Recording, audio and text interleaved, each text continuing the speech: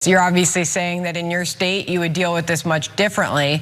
As you heard from Paul Morrow, speaking from a law enforcement perspective, they know that there's cameras on them. They know that they can't obviously hurt somebody in the removal of these protesters. There's obviously a very delicate balance to dealing with this, and the longer it goes on, it would appear the longer it's going to take to resolve it.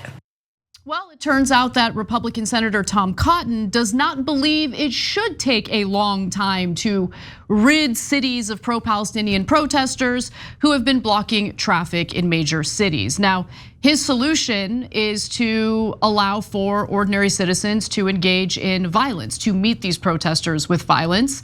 And if you think I'm exaggerating in my interpretation of what he said, well, why don't you hear it for yourselves?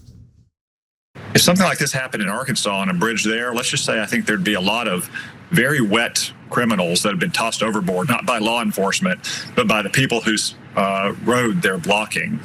If they glued their hands to a car or the pavement, well, probably pretty painful to have their skin ripped off. But I think that's the way we'd handle it in Arkansas. And I would encourage most people anywhere that get stuck behind criminals like this, who are trying to block traffic, to take matters in their own hands. There's only usually a few of them, and there's a lot of people being inconvenienced. It's time to put an end to this nonsense.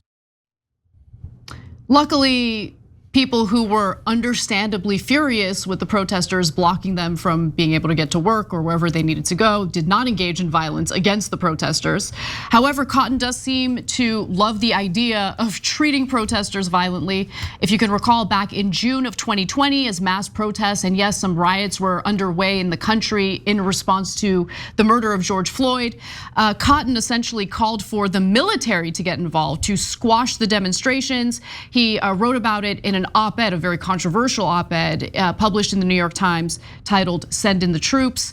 And so, look, I'm not surprised at what Tom Cotton is saying. I think that, I mean, that's not a solution, right? Like, I totally understand how problematic it is when there's like a concerted effort to block major transportation infrastructure in major cities. It's unsafe. It can be enraging for people, and honestly, I don't think it's smart as a strategy if you're trying to win hearts and minds on this issue. But nonetheless, putting that aside, the solution isn't allowing ordinary citizens to meet those protesters with violence. That's not what a leader calls for. It's not what a leader advocates for. It's better to find solutions. That's not what he's interested in here. Okay, so let's clarify a couple things that are obvious and then get into the harder issues. So number one, Tom Cotton just called for vigilante violence, period. Yep. And so if AOC had said, hey, if you see a MAGA protester, rough them up, beat them up, throw them off a bridge if you have to, rip off their skin if you have to. People would talk about that, not just for years, but literally for decades. A Republican does it, it's almost out of the news cycle. Like nobody's talking about it anymore. Like we're covering it at the end of the news cycle about Tom Cotton, and almost no one will ever mention it again. Because that's normal for a Republican legislator to say, hey, if you don't agree with someone, physically assault them, harm them, do violence against them. I authorize vigilante violence. Come on, guys. You're telling me that's not true? First of all, you just heard it. So it's 100% true, and it happens again and again and again with the Republicans who encourage violence from their own side. Pausing here to deliver some honest truth as we do in our news coverage as well. TYT is facing challenges, guys, as the entire industry is. You know who could make the difference? You. If you hit the join button below, it's gonna make all the difference and keep us in business. We appreciate you, thank you. I know, and it's such a dangerous thing to advocate for on national television, no less, because understand if you happen to be one of the people who's trying to get wherever you need to go. I mean, it was during rush hour traffic as people were trying to get to work, right? You're already furious about it. And then you hear a United States senator in your head telling you, go for it, go for it. You're enraged, do what you really want to do. And that's a dangerous situation to set up. Okay, I'm gonna prove my point in 3 different ways. Number one, right now, every right winger is screaming into their screen, whichever screen they're watching on, going, oh, it already happened, man, Maxine Waters. See, she said, push the right wing guys, and it was open to interpretation if she meant push them in terms of rhetoric or physically. They assumed it was physical, and by the way, I kind of agree with you, and that's why I said at the time, Maxine Waters was wrong for saying that, I agree, right? yeah. Because we're actually principled. And that was however, like half a decade ago or something. And every right winger's like, Maxine Waters, see, I told you wouldn't forget. Even the subtlest reference by a left winger, and you guys have held on to it for your entire lives, right? Yeah. And you'll remember it 50 years from now. But when your own politicians call for violence over and over and over again, you're like, whatever, it doesn't count. Okay, so keep it real. Can you guys be honest for once? Yeah, look, I just want elected lawmakers, people who are supposed to be leaders in this country, to actually lead and turn the temperature down. Yes. Turn the temperature down. And that's why we criticize Maxine Waters. Yeah. Don't go around talking about pushing people. It could be open to very bad misinterpretation, and I don't even know what she interpreted. See, but that requires people to be honest and consistent with their views. So now imagine again if a Democrat had said about your beloved January 6th rioters. If you see a January 6th rioter and he's blocking your way, punch him in the face or throw him off a goddamn bridge, rip his skin off. You guys are like, oh, those January 6th guys are hostages by the deep state. They should be treated with pillows and other puffy things like marshmallows, right? But a left winger, oh yeah, throw him off the goddamn bridge. And by the way, he's like, oh, you know what we're doing in Arkansas? Yeah, I know, Tom, what you would do in Arkansas. When you talk about ripping people's skin off, you used to do that back in the day in Arkansas with a whip.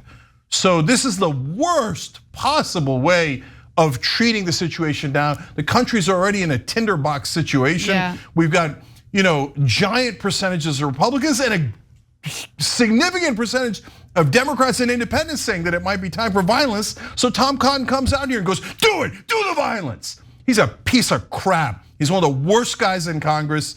He's loathsome. Now, last example to prove my case. Now, what's he worried about here? Why does he think you should do physical violence against one another? Because of gridlock, because the roads are, blocked up and everybody's frustrated. Wait, there's another kind of gridlock we're frustrated by. Congressional gridlock. The whole country is very, very frustrated by the left wing, right wing, everybody is. So should we do violence against congressional members, senators, because we're frustrated by gridlock? My answer is no, do not do that. But when it comes to Tom Cotton, he says, if you see a left-wing protester or the worst thing ever for a US senator, a pro-Palestinian protester. I mean, they didn't even take money from AIPAC. Do violence. But when it comes to him, how dare you, right? So this is the kind of liar, hypocrite, disgusting fascist that Tom Cotton is. Yes, when you have government officials saying, I want my side to be brown shirts and go physically assault the other side, that is a definition of a fascist. That's who Tom Cotton is. Okay, last thing is, okay, but how about the hard question of what do we do if we're deeply frustrated? And here you don't have to be a left winger at all. Tons of right wingers are now anti-war, right? And by the way, anti-spending our tax dollars on tax day, when these protests happen, our tax dollars going to Israel. And they've got universal health care, they've got paid family leave, let alone the fact that it's being used to kill Palestinians. I don't know, some of the right wing care about that, but mainly they don't want our money going there and they don't want our troops going there. Right. So what if they're part of the protest? Are we supposed to manhandle them too? Tom Cotton, if you're got MAGA guys who are anti-war in your district, and they're doing an anti-war protest, especially because they don't want you, since you're so incredibly corrupt and you can't wait to send the money over to Israel because of your donors, and they're doing a protest of you. Are people allowed to assault MAGA guys? Are they allowed to assault right-wingers who are anti-war? Where do we draw the line here? I draw the line at manhandling in the bedroom, and that's it. Okay, no manhandling on our streets, no violence on our streets. Look, I get it.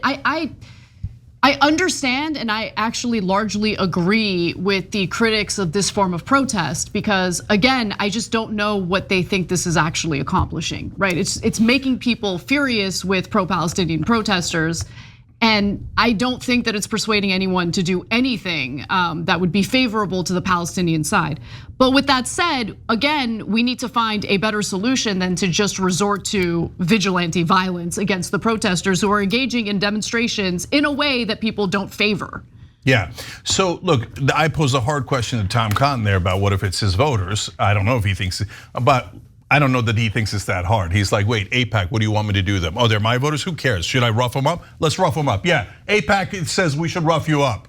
So that's probably not a hard question for Tom Cotton. Now, hard question for us is, I care deeply about peace, anti-war, and our money not going over to Israel to drop bombs on innocent civilians. So how do we protest? I love that there are protests, and I want those protests to be as large as humanly possible. But when you do block the streets and the bridges, there is, of course, the one thing you get is you get attention, and that's why they do it. And what they're saying is, you're slightly inconvenienced. Imagine what it feels like to be a Palestinian whose kids are starving to death right now. You want to talk about inconvenience? Okay, fair point. But the result of that action is everyone in that town being frustrated with you. Exactly. Yeah. Rather than sympathizing with you. You want to get attention in a way that creates sympathy, not antipathy. And I get it, protesters, it's super hard. And I appreciate that you're doing everything you can to save lives.